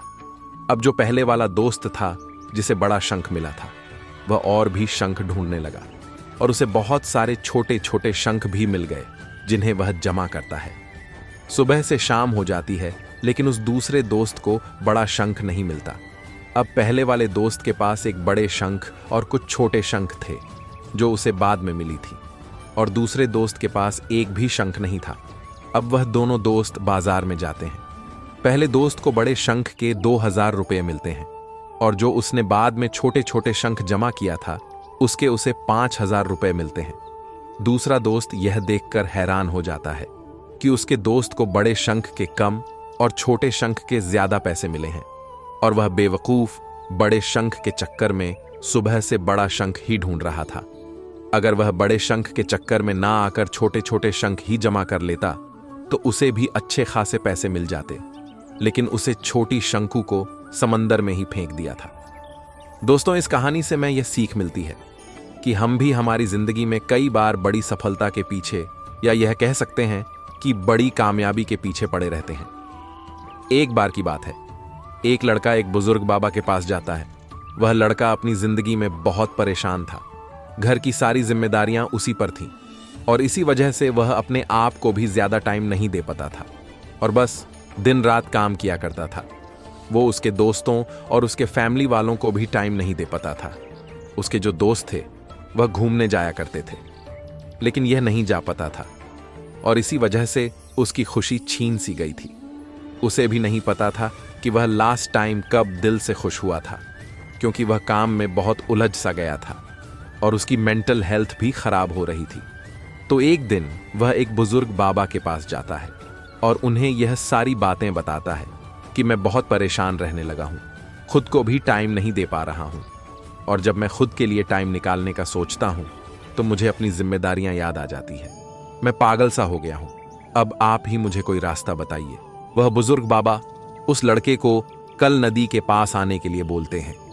यह लड़का जब कल नदी के पास जाता है तो देखता है कि वह बुजुर्ग बाबा पहले से ही उसका इंतजार कर रहे थे। लड़का बाबा से कहता है कि बताइए बाबा, अब मुझे क्या करना है।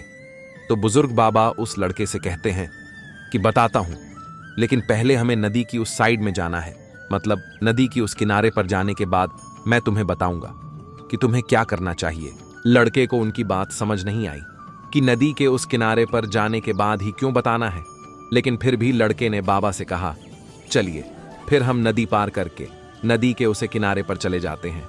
तभी बाबा ने उससे कहा, ऐसे नहीं, हम उसे किनारे पर तब जाएंगे जब इस नदी का पूरा पानी सूख जाएगा, जब इस नदी की जमीन देखनी शुरू हो जाएगी, तब हम दोनों इस नदी में से चलते हुए नदी को पार करके उसे साइड में जाएंगे। लड़के ने बाबा की तरफ देखते हुए कहा, बाबा आप यह क्या बोल रहे हो? जब इस नदी का सारा पानी सूख जाएगा तब हम यह नदी पार करके उसे साइड में जाएंगे? तो शायद ऐसा कभी नहीं होगा, पर हम उस साइड में जा ही नहीं पाएंगे। यह बात बोलते हुए वह लड़का समझ गया कि बाबा उसे क्या कहना चाहते हैं। बाबा ने उसकी तरफ देखा और मुस्कुराते हुए कहा कि यही चीज मैं तुम्हें समझाना चाहता हूं कि तुम भी अपनी जिंदगी में यही सोच रहे हो कि जब मेरी सारी जिम्मेदारियां खत्म हो जाएंगी तब मैं अपनी जिंदगी में इंजॉय करूंगा, तब अपने आप को टाइम दूंगा, तब मैं मजे करूंगा। तो ऐसा कभी नहीं हो सकता है, क्योंकि जिम्मेदारियां कभी भी खत्म ही नहीं हो सकती हैं। अब वह लड़का क्लियर तरीके से समझ गया था कि चाहे अमीर आदमी हो या गरीब, सबके ऊपर कुछ ना कुछ जिम्मेदारियां हैं और वह उन्हीं जिम्मेदारियां में से कुछ टाइम निकालकर इंजॉय कर लेते हैं, और इसे ही जिंदगी कहते हैं। दोस्तों, इस कहानी से हम यह सीख मिलती है कि जिंदगी बहुत छोटी है और टाइम बहुत फास्ट। तो अपनी जिंदगी के हर मोमेंट को एंजॉय करो, नहीं तो टाइम निकल जाएगा। एक गांव में एक जवान लड्डिचका रहता था और वो अपने आलसपन और काम चोरी के लिए मशहूर था। सभी गांववासी उसे आलसी कहकर ही पुकारते थे, क्योंकि वो पूरे दिन एक पेड्डिच के नीचे पड़ा रहता और लेटते लेटते वो अपने फ्यूचर के बारे में सोचता रहता और अच्छे अच्छे सपने देखता। उसके दिन ऐसे ही आलस में गुजर रहे थे, लेकिन एक दिन उस गांव में एक साधु आए जो कि अगले 3 दिनों तक उसी गांव में ठहरने वाले थे। वो दिन भर लोगों से चंदा करते और लोगों को उपदेश देते और रात में गांव के बाहर बने मंदिर में आराम करते। वो साधु जब भी दान लाने जाते और रात को वापस आते तो वो साधु हर बार उस जवान लड्डाटके को उसी पेड्डाक के नीचे लेटा हुआ पाते। साधु 2 दिनों तक ये सब देखते रहे और समझ गए कि ये लड्डाटका मानसिक आलस का गुलाम है। तीसरे दिन जब वो वापस लौट रहे थे, वो उस लड्डचके के पास गए जो अभी भी उसी पेड़ के नीचे लेटा हुआ था। साधु ने लड्डके से कहा, बेटे, मेरे पास तुम्हारे लिए एक काम है। मैं चाहता हूं कि तुम उस पहाड़ी के छोटी तक जाओ और वहां से मेरे लिए एक पंख लेकर आओ। लड्डके ने लेटे लेटे ही अपना सर पहाड़ी की तरफ किया और अपनी नजर उस पहाड़ की चोटी की तरफ ले गया और उसने साधु की तरफ देखा और उपहास लेते हुए कहा, यह असंभव है, मैं उस पहाड़ी के ऊपर तक नहीं जा सकता, मैं बहुत आलसी हूं। साधु ने मुस्कुराते हुए कहा, अरे, मुझे जिस पंख की तलाश है वो इस पहाड़ी के शिखर पर भी नहीं मिलेगा, वो तो इस पहाड़ी के दूसरे तरफ एक गुम्फा के अंदर मिलेगा, जिसके लिए इस पहाड़ी के शिखर तक चराच कर फिर नीचे उतरना होगा। लेकिन वो कोई साधारण पंख नहीं है, वो ऐसा पंख है जिसे तुमने कभी नहीं देखा होगा। वो पंख रेयर लेकिन सुंदर पंख है जो रोशनी बिखेरती है। साधु के इन बातों से उस लड्डेचके के अंदर एक्साइटमेंट बरस गई। उसने आज से पहले ऐसे पंख के बारे में कभी नहीं सुना था और ऐसे रोमांचक सफर के बारे में सुनकर वो अंदर ही अंदर एक्साइटमेंट हो गया था। इसीलिए उसने साधु के चुनौती को कबूल किया और वो पहाड़ी की तरफ चल पड़ा। लेकिन चढ़ाई बहुत लंबी और मुश्किल था। जल्द ही लड्डचके का शरीर थकने लगा, सांस फूलने लगी और शरीर से पसीना बहने लगा, लेकिन फिर भी उसने चलना जारी रखा। वो जैसे जैसे ऊपर और ऊपर चढ़ता गया, उसे खुशी महसूस होने लगी, जिसे उसने आज से पहले कभी महसूस नहीं किया था। आखिरकार जब वो कड़ाही मेहनत और लंबे कोशिशों के बाद पहाड़ी के शिखर पर पहुंचा तो वो पूरे तरीके थक चुका था, लेकिन वो बहुत खुश था। उसे अंदर से आत्मसंतुष्टि का एहसास हो रहा था। उसके चेहरे पर योद्धाओं जैसी मुस्कान थी, जैसे उसने कोई युद्ध जीत लिया हो। फिर उसने पहाड़ी के शिखर से नीचे देखा। उसके सामने एक बहुत ही मनमोहक नजारा था, लेकिन असली चुनौती आगे थी, क्योंकि उसे फिर उस पहाड़ी से नीचे भी उतरना था और उस गुम्फा को भी ढूंढना था जिसमें पंख मिलने की बात कही गई थी। नीचे उतरना बहुत ही ज्यादा मुश्किल और खतरनाक था, क्योंकि ढलान ज्यादा गहरी थी और चढ़ाई के समय लडड हिचका बहुत बार लडड खद्दाया और गिरा भी था, तो वो डर भी उसके अंदर था। लेकिन साधु को वो पंख लाके देने के वादे की वजह से वो लगातार आगे बढ़ता रहा। काफी खोज, मुशक्कत और कड़ी मेहनत के बाद जब वो अंत में गुम्फा तक पहुंचा तो उसने देखा कि पंख वहीं पड़ा हुआ था, जो कि ऊपर एक बद्धी सुराख से आने वाली रोशनी की वजह से चमक रहा था। फिर उसने उस पंख को उठाया और उसके सुंदरता को देखता ही रह गया। वो काफी देर तक पंख को ही घूरता रहा, लेकिन फिर अचानक उसे याद आया, मुझे तो अभी वापस भी जाना है। उसने खुद के तरफ देखा, वो पूरी तरह से थक चुका था और वो चिंता में पारैच गया कि वो पहाड़ में कैसे चढ़ेगा और वो साधु तक पंख कैसे पहुंचाएगा। एक पल के लिए उसने हार मानने के बारे में सोचा, लेकिन उसे वो खुशी और गर्व की भावना की याद आ गई जो उसने पहाड़ी के शिखर पर पहुंचकर महसूस किया था। उसे एहसास हुआ कि उसके अंदर इस सफर को दोबारा पूरा करने की ताकत और मजबूती है। वो दोबारा पहाड़ी पर चढ़ने लगा। उसके मांसपेशियों में दर्द हो रहा था और कमजोरी की वजह से पैर कांप रहे थे, सांस फूल रहे थे। वो कई बार लद खद्दा कर गिर भी पद्धा, लेकिन उसने हार नहीं मानी। वो खुद को आगे बढ़ाने के लिए लगातार मोटिवेट करता है। अथक मेहनत और घंटों की कड़ी डीछी कोशिशों के बाद जब वो साधु के पास पहुंचा और उनके हाथों में वो पंख रखा तो उसके खुशी का ठिकाना न रहा। उसे महसूस हुआ कि उसने आज अपने आलस पर काबू पा लिया है और कुछ बढ़िया करके दिखाया है। उसके चेहरे पर इतनी खुशी और संतुष्टि का भाव देखकर साधु मुस्कुराए और बोले, बहुत बढ़िया मेरे बच्चे, आज तुमने जीवन का बहुत ही महत्वपूर्ण सबक सीखा है कि आलस कोई ऐसी चीज नहीं है जिसे स्वीकार कर लिया जाए, बल्कि आलस एक चुनौती है जिसे दूर करना होगा। ये एक बाधा है जिसे पार करना होगा और आलस को खत्म करने के लिए तुम्हें अपना पहला कदम उठाना ही होगा। अपने मकसद की तरफ चलना ही होगा और तब तक चलते रहना पड़ेगा जब तक तू अपनी मंजिल को हासिल नहीं कर लेता। लड्ढेके ने साधु के शब्दों की गहराई और उसके मकसद को समझते हुए हाँ मैं अपना सर हिला दिया। आज उसे एहसास हुआ कि वो हमेशा ही बद्धी और महान चीजें करने में काबिल था, लेकिन उसके आलस ने उसे रोक रखा था। अब वो जानता था कि उसके पास अपने रास्ते में आने वाले किसी भी बाधा को वो दूर करने की ताकत और मजबूती है। इसके बाद साधु ने उस लड्ढेके को आशीर्वाद दिया और उस गांव से चले गए। इस कहानी से सीखने वाली बात यह है कि मकसद इम्पॉसिबल लगने के बावजूद भी अगर हम उसे पूरा करने के लिए खुद को आगे बढ़ाते हैं, तब हम अपने अंदर ऐसी ताकत और मजबूती की खोज करते हैं जिसके बारे में हम कभी नहीं जानते थे। आलसपन पे काबू पाने के लिए हमें खुद को चुनौती देनी चाहिए और बड़ा सपना देखना चाहिए। फिर चाहे उस सपना को पूरा करना कितना ही मुश्किल क्यों ना हो, हमें लगातार मानसिक और शारीरिक आगे बढ़ते रहना चाहिए। बाधाओं और असफलता के बावजूद मजबूत रहना चाहिए। हमें अपने लिए एक नियम बनाकर उस पर टिके रहकर अपने डेली लाइफ को भी विकसित करना चाहिए। हमें कुछ ऐसी आदतें बनानी चाहिए जो मन न लगने पर भी फोकस और एक्टिव रहने में मदद करेंगे। आलस पर काबू करने का मतलब विकास का मानसिकता विकास करना है। इसका मतलब चुनौतियों और असफलताओं को विकास और सीखने की अपॉर्चुनिटी के रूप में देखना, न कि हार मानने के रूप में। बहुत ही पुरानी बात है। एक विशाल काय जंगल में बहुत से पशु पक्षी रहा करते थे। उनके बीच एक रंगीला नाम का बड़ा ही नेक हिरण भी रहता था। बहुत ही मेहनती, मिलजुल के रहना वाला और सबका उपकार चाहने वाला था। वो अपने मन, कर्म और वचन से सबका ख्याल रखता था। किसी का तबीयत खराब होने पर वह हालचाल लेने के साथ साथ उसके उपचार की भी इंतजाम करता था। वो जहां रहता था वहां अपने मेहनत से चारों तरफ हरियाली फैलाए रहता था। एक बार रंगीला सडनली बीमार पड़ गया। उसे ऐसा बुखार चढ़ा कि उतारने का नाम ही नहीं ले रहा था।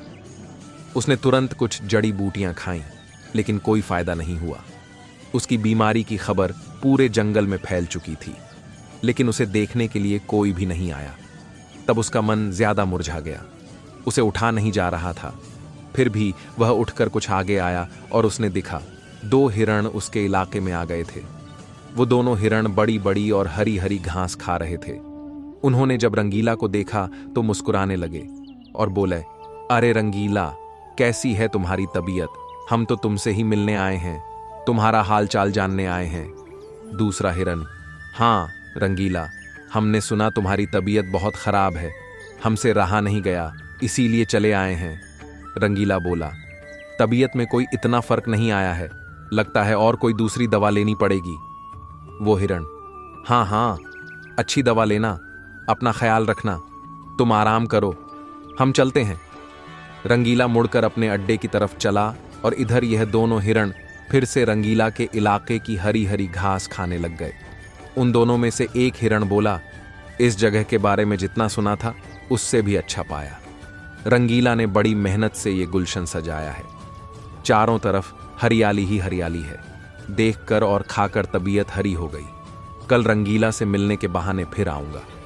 वहीं पर दूसरा हिरण बोलता है, मुझे रंगीला के तबीयत से क्या लेना देना, मुझे तो इस इलाके की हरी हरी घास खाना है, मैं भी तुम्हारे साथ कल आऊंगा।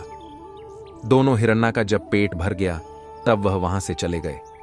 अपने इलाके में जाने के बाद वो दोनों हिरण रंगीला के इलाके की हरी हरी घास की बहुत तारीफ करने लगे और बोले, अरे भाई, क्या यहाँ सूखी घास खाते पड़े हो?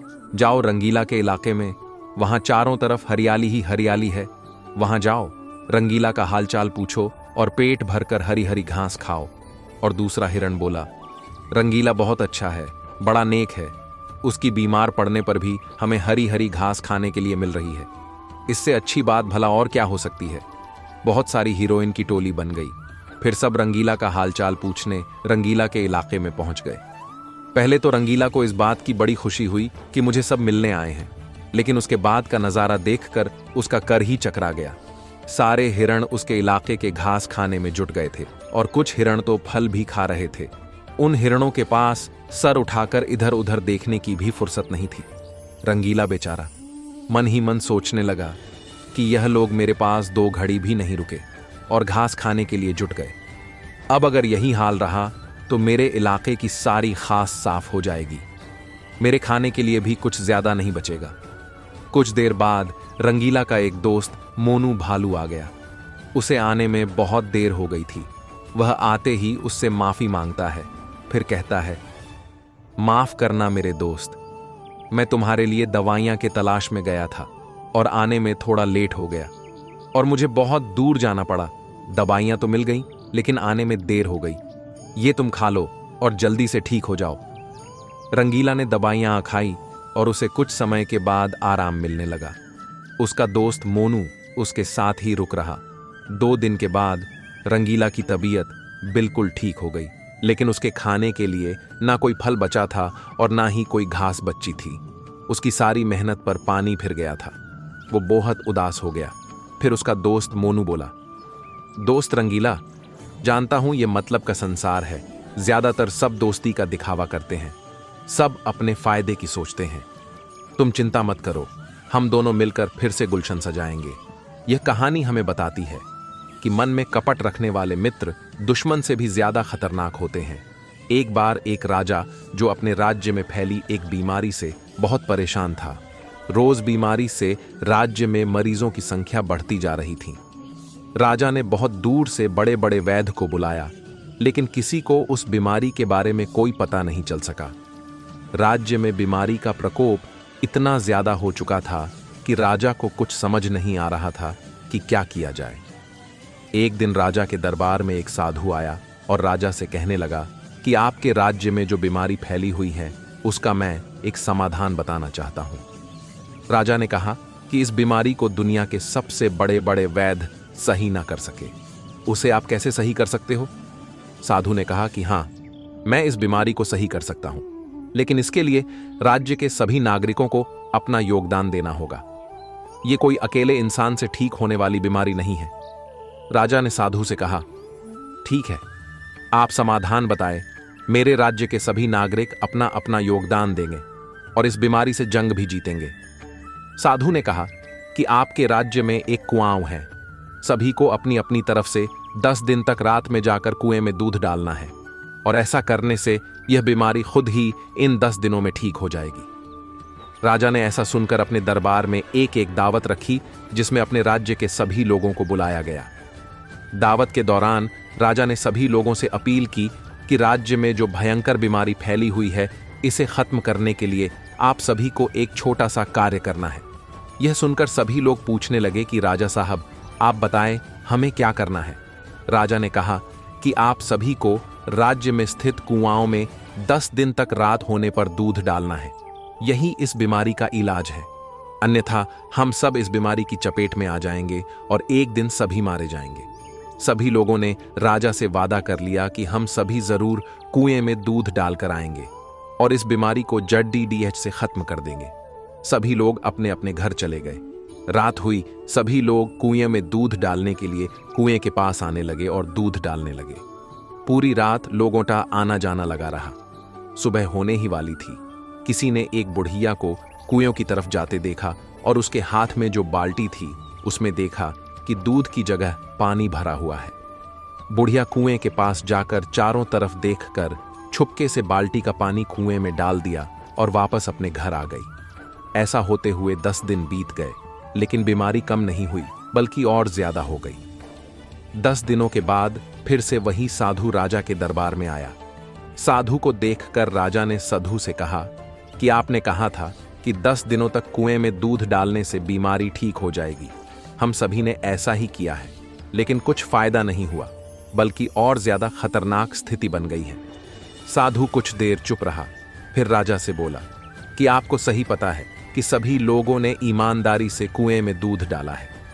राजा कुछ देर तक सोचता रहा। इतने में एक व्यक्ति बोला कि राजा साहब, मैंने एक बुढ़िया को कुएं में दूध की जगह पानी डालते हुए देखा था, इसलिए ही बीमारी सही नहीं हुई है। राजा ने अपने सिपाहियों से कहा कि उस बुढ़िया को पकड़ कर लाया जाए जिसने कुएं में दूध न डालकर पानी डाला था और उसकी वजह से ये भयंकर बीमारी ठीक नहीं हुई। उस बुढ़िया को राजा के पास लाया गया। राजा ने पूछा कि तुमने कुएं में दूध न डालकर पानी क्यों डाला?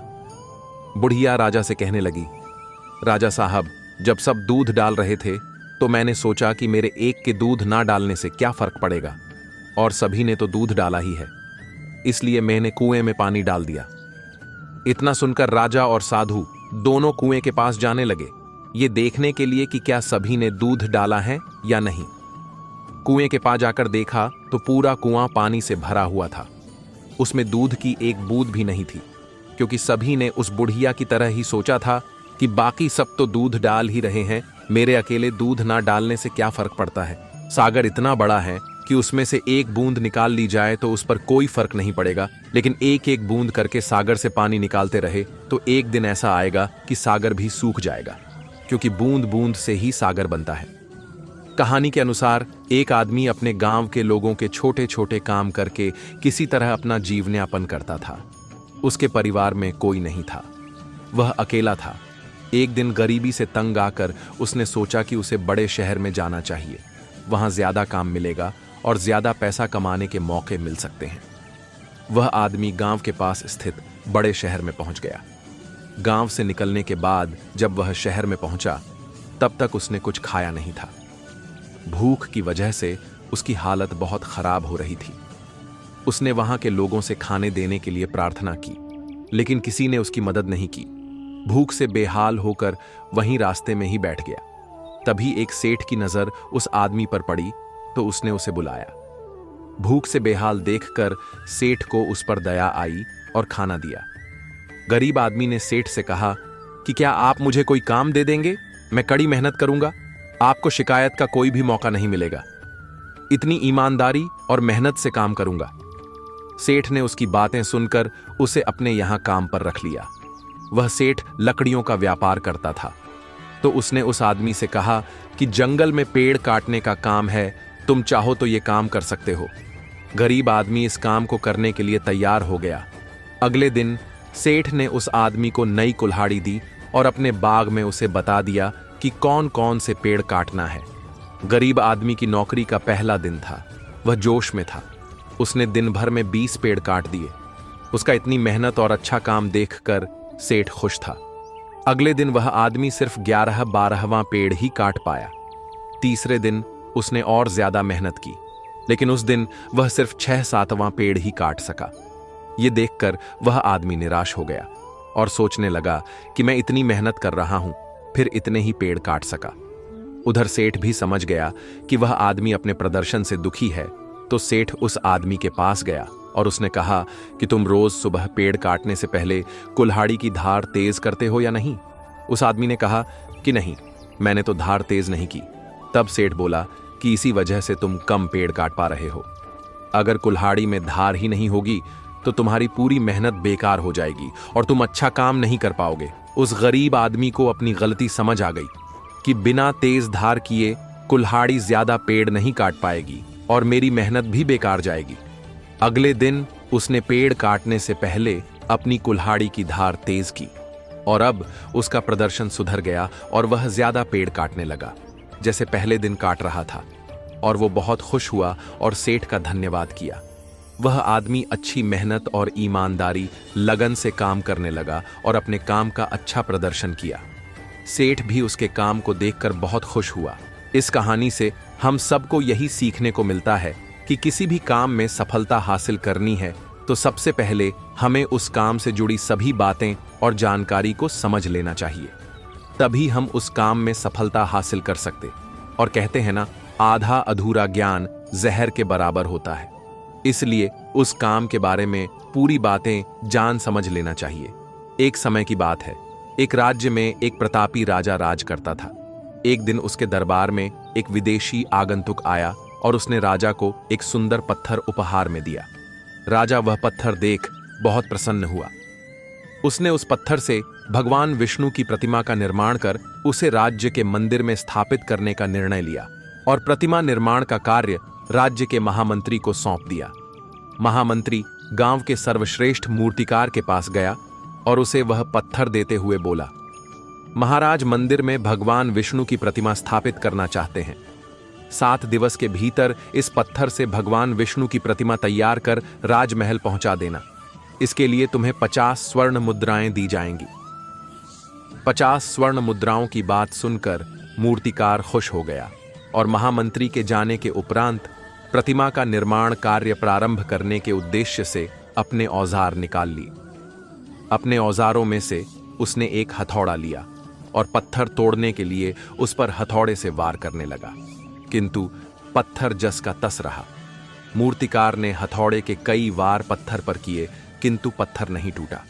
50 बार प्रयास करने के उपरांत मूर्तिकार ने अंतिम बार प्रयास करने के उद्देश्य से हथौड़ा उठाया, किंतु यह सोचकर हथौड़े पर प्रहार करने के पूर्व ही उसने हाथ खींच लिया कि जब 50 बार वार करने से पत्थर नहीं टूटा तो अब क्या टूटेगा। वह पत्थर लेकर वापस महामंत्री के पास गया और उसे यह कह वापस कर आया कि इस पत्थर को तोड़ना नामुमकिन है, इसलिए इससे भगवान विष्णु की प्रतिमा नहीं बन सकती। महामंत्री को राजा का आदेश हर स्थिति में पूर्ण करना था, इसलिए उसने भगवान विष्णु की प्रतिमा निर्मित करने का कार्य गांव के एक साधारण से मूर्तिकार को सौंप दिया। पत्थर लेकर मूर्तिकार ने महामंत्री के सामने ही उस पर हथौड़े से प्रहार किया और वह पत्थर एक बार में ही टूट गया। पत्थर टूटने के बाद मूर्तिकार प्रतिमा बनाने में जुट गया। इधर महामंत्री सोचने लगा कि काश पहले मूर्तिकार ने एक अंतिम प्रयास और किया होता तो सफल हो गया होता और 50 स्वर्ण मुद्राएं का हकदार बनता। मित्रों, हम भी अपने जीवन में ऐसी परिस्थितियों से दो चार होते रहते हैं। कई बार किसी कार्य को करने के पूर्व या किसी समस्या के सामने आने पर उसका निराकरण करने के पूर्व ही हमारा आत्मविश्वास डगमगा जाता है और हम प्रयास किए बिना ही हार मान लेते हैं। कई बार हम 1-2 प्रयास में असफलता मिलने पर आगे प्रयास करना छोड़ देते हैं, जबकि हो सकता है कि कुछ प्रयास और करने पर कार्य पूर्ण हो जाता या समस्या का समाधान हो जाता। यदि जीवन में सफलता प्राप्त करनी है तो बार बार असफल होने पर भी तब तक प्रयास करना नहीं छोड़ना चाहिए जब तक सफलता नहीं मिल जाती। क्या पता जिस प्रयास को करने के पूर्व हम हाथ खींच लें वही हमारा अंतिम प्रयास हो। एक गांव में एक आदमी सुबह सुबह तालाब की ओर मछली पकड़ने की झाल लेकर निकल पड़ा था। तालाब के पास पहुंचने पर उसे एहसास हुआ कि अभी प्रकाश पूरा फैला नहीं है। थोड़ी देर मस्त वातावरण में इधर उधर टहलता रहा। अचानक उसका पैर एक बड़े झोले से टकराया। आश्चर्य से उसने उसमें हाथ डाला तो उसे पता चला कि झोले में एक से बढ़कर एक चमकदार पत्थर थे। अंधेरा होने की वजह से उसे तो कुछ पता नहीं था। बस टाइम पास करने के लिए उसने उसमें से एक के बाद एक पत्थर नदी में फेंकना शुरू कर दिया। थोड़ी देर में उसने झोला लगभग खाली कर दिया। जब आखिरी एक पत्थर बचा था तब पूरा सवेरा हो चुका था। सुबह के उजाले में उसने पाया कि अंतिम पत्थर जो उनके हाथ में था वह बहुत ही चमकीला था। पत्थर के चमकीलेपन को बस देखते ही रह गया। वह कोई मामूली पत्थर नहीं था बल्कि अमूल्य हीरा था। जब उसे मालूम हुआ कि तालाब में अब तक उसने जिसको पत्थर समझकर फेंक दिया वह सारे के सारे अनमोल हीरे थे, तब वह चीख चीख कर रोने लगा। वह बार बार अपने हाथ में पकड़े हुए अंतिम हीरा जिसको वह पत्थर समझ रहा था उसके लिए वह अंधेरे को दोष दे रहा था। तालाब के किनारे दुखी होकर बैठ गया। तभी उस वक्त वहां से एक साधु निकले। उसके पास से सारी हकीकत जानने पर साधु ने उसे कहा, अरे इसमें रोने की क्या बात है? तेरा सब कुछ कहां लूट गया है? तू तेरी जात को नसीबदार समझ, क्योंकि तेरा बहुत बड़ा नसीब है कि आखिरी हीरा फेंकने से पहले ही उजाला हो गया, वरना ये हीरा भी तेरे हाथों से जाने ही वाला था। इस मूल्यवान हीरे की कीमत तुझे पता है? इस एक हीरे से भी तेरी जिंदगी का नक्शा बदल सकता है। अब जो तेरे बस की बात नहीं है उस पर चीखने चिल्लाने से क्या फायदा? अब जो तेरे हाथ में है उसकी खुशी तुझे मनानी चाहिए। साधु की बात सुनकर उसका मन कुछ हल्का हुआ।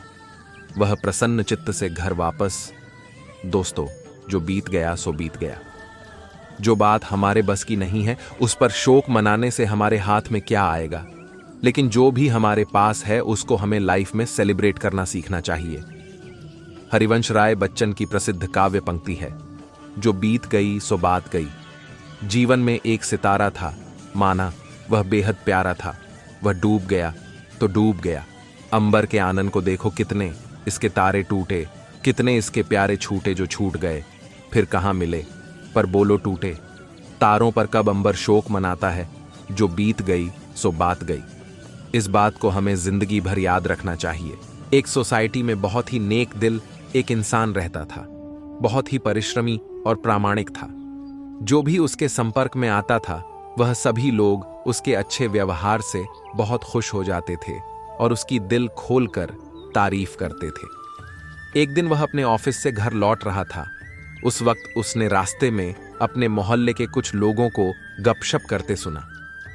ध्यान से सुनने पर उसे पता चला कि वे लोग उसके बारे में ही बातें कर रहे थे। एक दिन वह अपने ऑफिस से घर लौट रहा था। उस वक्त उसने रास्ते में अपने मोहल्ले के कुछ लोगों को गपशप करते सुना। ध्यान से सुनने पर उसे पता चला कि वे लोग उसके बारे में ही बातें कर रहे थे। अब उससे रहा नहीं गया। उसको लगा कि यह लोग निश्चित ही उसकी तारीफ करते होंगे। चुपचाप वह उन लोगों के पीछे जाने लगा। लेकिन जब उसे पता चला कि यह लोग तो प्रशंसा करने की जगह उसकी बुराई कर रहे थे। कोई कहता था यह इंसान तो बहुत ही अभिमानी है, तो कोई बोल रहा था कि यह तो अंदर से कुछ और बाहर से कुछ और है। कुछ लोग उसे ढोंगी बता रहे थे तो कुछ लोग सिर्फ दिखावा कह रहे थे। ये सारी बातें सुनकर उस इंसान के दिल पर बहुत गहरी चोट लगी, क्योंकि आज तक उसने अपने बारे में ऐसा कभी नहीं सुना था। उसका दिमाग सुन्न हो गया था। जहां भी जाता और किसी को बातें करते देखता तो उसे दाल में कुछ काला ही नजर आता था। उसके दिमाग में एक ग्रंथि बंध गई थी कि लोग उसके बारे में बुरा सोच रहे हैं, बुरा बोल रहे हैं। ऐसी नकारात्मक सोच का असर ऐसा पड़ा कि कभी कभी तो जब उसकी प्रशंसा की जाती थी तब भी उसे ऐसा ही लगता था कि लोग उनकी मजाक उड़ा रहे हैं। अब ऐसी सोच की वजह से आसपास के सभी लोगों को ऐसे लगने लगा कि मोहन में कुछ बड़ा परिवर्तन आ गया है, और उसकी वाइफ भी अपने पति के ऐसे बदलाव से बहुत आश्चर्य में थी। एक बार उसने उसे पूछा, आप इतने बदले बदले से क्यों लग रहे हो? क्या इसकी वजह मैं जान सकती हूं? उसने उदास मन से जो कुछ भी हुआ था वह सब बता दिया। पत्नी ने कई देर तक सोचा और बाद में उसे याद आया कि शहर में एक प्रेरणात्मक सेमिनार होने वाला था। वहां पर एक से बढ़कर एक वक्ता आने वाले थे। उसने अपने पति को इस सेमिनार के बारे में बताया और कहा कि यह सेमिनार हमें जरूर अटेंड करना चाहिए, हमारी समस्या का कुछ ना कुछ हल निकल आएगा। दूसरे दिन वे सेमिनार में पहुंचे। कार्यक्रम के दौरान इस इंसान ने अपनी बात वक्ता के सामने रखी। ऐश, उसने बताया कि अब लोग पहले जैसे नहीं रहे, सभी लोग मेरे बारे में गलत सोचते हैं। मैं अब अच्छा इंसान नहीं रहा। आप बताइए मुझे कि पहले की तरह मैं अपनी क्रेडिट कैसे प्राप्त कर सकता हूं। वक्ता को पूरी बात समझ में आ चुकी थी। उसने उसको पास के एक गांव की शिविर में भेजा और कहा कि आप वहीं पर रात के समय ठहरना। उसने सारी रात शिविर में बिताई। दूसरे दिन जब वक्ता से बात हुई तो वक्ता ने उससे पूछा, आपकी रात कैसे गुजरी? तब उस इंसान ने कहा कि रात को जब मैं सोने जा रहा था, अचानक ही शिविर के पास के तालाब में से कई सारे मेंढक की कर्कश आवाज आ रही थी। रात के समय मेंढकों ने इतना हो हल्ला मचा रखा था कि मैं पूरी रात सो भी नहीं पाया। मुझे इस बात का आश्चर्य हो रहा है कि इतने कोलाहल में गांव के लोग कैसे सो पाते हैं। तभी वक्ता बोला, अब हो भी क्या सकता है, क्या आपसे कुछ होगा? उसने कहा, इतना कोलाहल सुनने पर तो लगता है कि मेंढकों की संख्या एक दो नहीं लेकिन हजारों में होगी।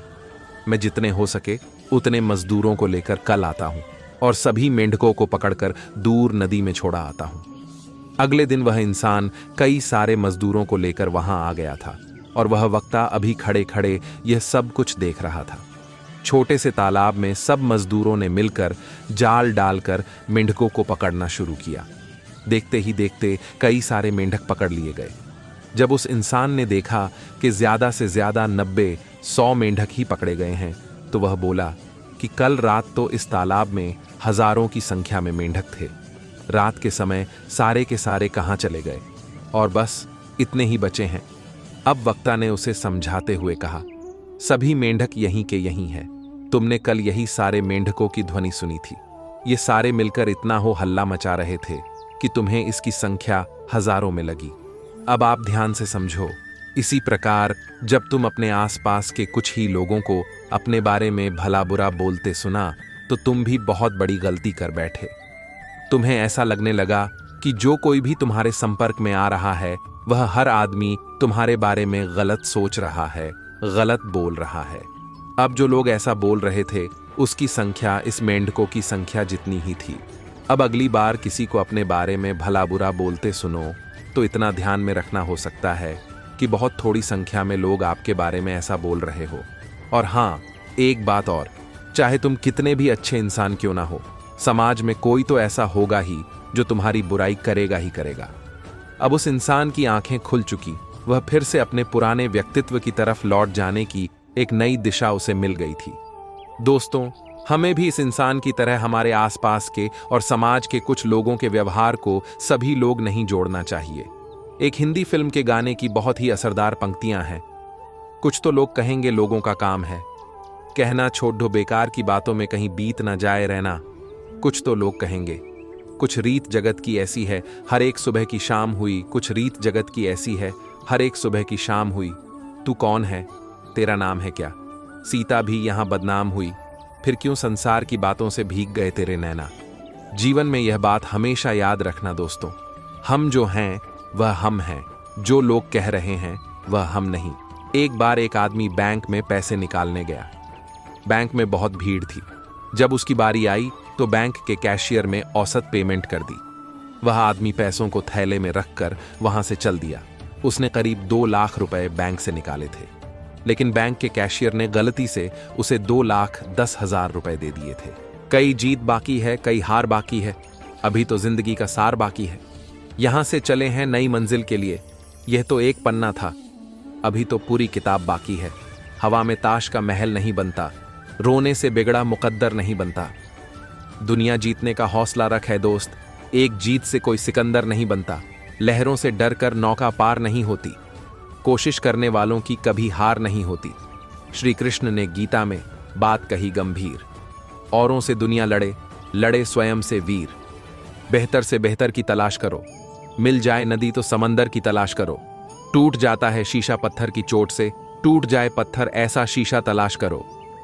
सफर में मुसीबत आए तो हिम्मत बढ़ जाती है, कोई रास्ता रोके तो जुर्रत बढ़ जाती है। अगर बिकने का इरादा हो तो कम हो जाते हैं दाम अक्सर, ना बिकने की ठान ली हो तो कीमत बढ़ जाती है। ईश्वर का दिया कभी अल्प नहीं होता, जो टूट जाए वो संकल्प नहीं होता। हार को लक्ष्य से दूर ही रखना मेरे दोस्त, क्योंकि जीत का कोई विकल्प नहीं होता। जब आंखों में अरमान लिया, मंजिल को अपना मान लिया। है मुश्किल क्या, आसान क्या, जब ठान लिया तो ठान लिया। दुनिया का हर शौक पाला नहीं जाता, कांच के खिलौनों को उछाला नहीं जाता।